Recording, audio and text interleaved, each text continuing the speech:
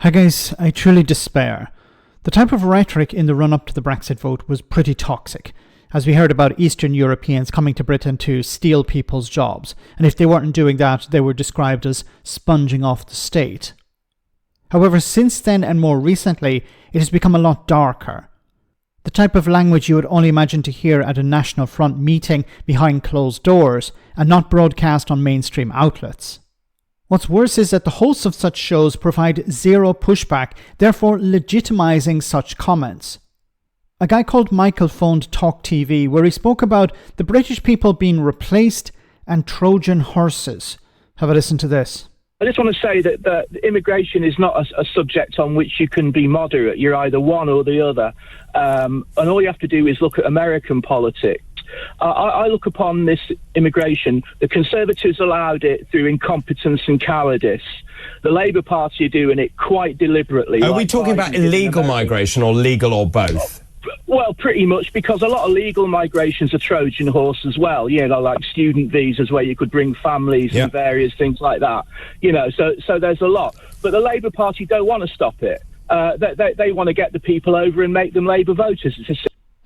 Okay, this is the type of rhetoric, and I've mentioned it before, that's been imported from the United States. This is the type of things you'd hear back about 10, 15 years ago on Fox News. The Democrats want open borders so they can bring in all these immigrants and convert them to Democratic voters. And this is exactly what we're hearing from this guy. The Labour Party want to have an open border, want to bring in all these immigrants and turn them into Labour voters. Now, apart from that being a big pile of crap, look at what happened at the recent election. The Labour share of the vote has gone down.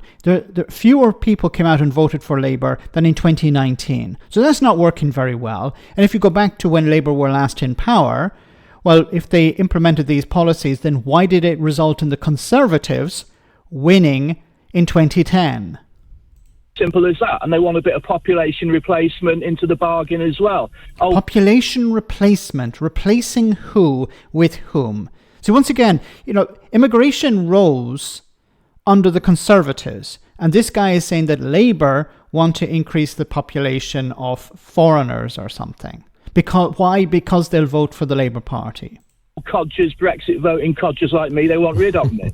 Let's face it. And you can't be moderate. If you look at America, look at Tom Homan, look at Trump. They're taking no prisoners. They don't care they're called racist. They don't care. But you see... And this is, once again, we're hearing exactly the same rhetoric being copied and pasted from Republicans in the US. I think it was Steve Bannon who said, if anyone calls you a racist, wear it like a badge of honor.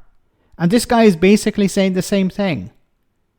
Well, everyone is being called a racist. Well, what's the point? Let's just allow the term to be used willy-nilly. Because we don't care. We don't care if we're called racist anymore. We just want the immigrants out. See, this is very interesting because it underpins, I think, the political shift you're seeing in terms of the support for various political parties.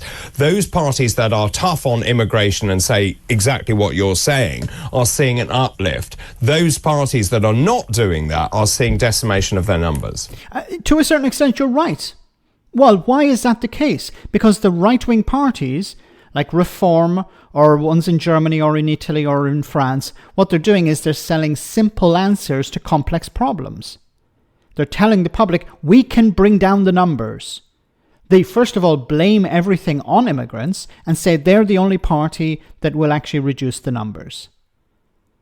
Farage has perfected this. He lied to people in 2016. He told them, look, if we leave the European Union, we can fix all our problems. And people bought into that.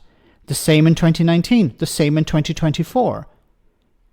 These people are charlatans. They don't actually have policies. They're not interested in presenting policies that improve people's lives. They're relying on scaremongering. They're relying on fear of the other. Yeah, there is, but the only problem is we've got 5 years of this, and 5 years is going to be too late. Do you think the people could rebel? What? You want more riots? The people could rebel. Keir Starmer's government has, whether it's popular or not, it's going to be, his party is going to be, his party is going to be in power for the next number of years. Whether Keir Starmer is at the head of it or not, we don't know. But it has been elected with a mandate, whether you like that or not. But rebel? What are you suggesting here? Well, no, well, look what happened in the summer. If you rebel, you're banged up for a tweet, you know, I mean... Yeah. No, people were not banged up for tweets. People were put in prison because they had incited violence against others. People were put in prison because they engaged in violence. They attempted to burn down asylum centers. They attacked members of the public in the street. And the police. They attacked the police as well. That is why they were banged up, not over a frigging tweet. It's going to take some cojones to do that, if you forgive my Spanish.